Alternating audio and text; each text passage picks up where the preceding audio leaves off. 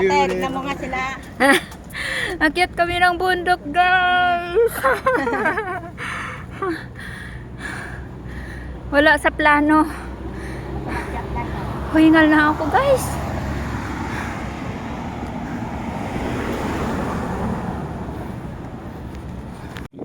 Nandito kami sa sementeryo, guys.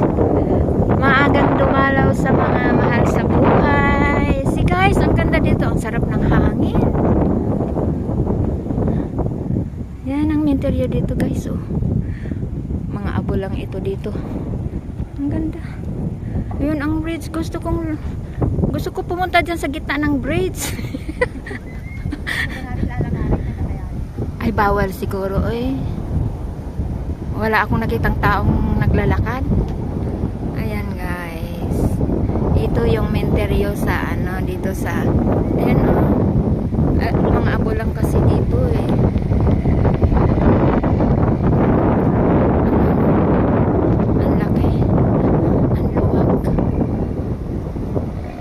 Ang sarap ng hangin. Oh, see guys. Saan? Ha? Wala na hanggang dito na lang yun? Ate, halika ate.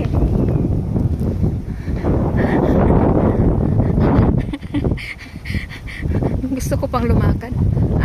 Yautong naman yan dito oh. Dito tayo dadaan? Yautong man. Ayan yung kaibigan ko, yung nag-tour sa akin dito sa ano, anong tawag? Sementeryo ng Lamten. Siya ang nag-tour sa akin, guys. Humihingal na ako. Pautay siyan. Pautay siyan.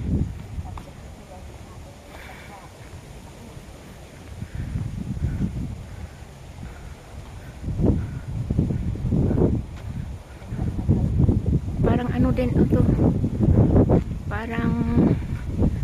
parang tunnel din oh.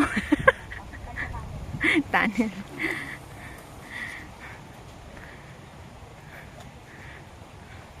Nung first time ko dito, te, wala akong natatakot. Pero nung nagtagal na, hindi na. Nung ako mag-isa lang, natatakot ako. Baka, iniisip ko kasi baka makasalubong ako ng siraulo, ganun. Hindi naman. Ang iisip ko, wala naman.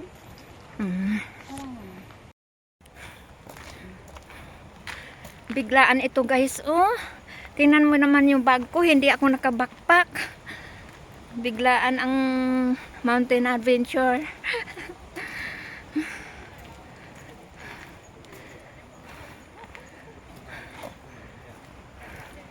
Ang sweet naman ng dalawang yan. Oo nga. Yan, guys. Oh, may waiting area, waiting shed.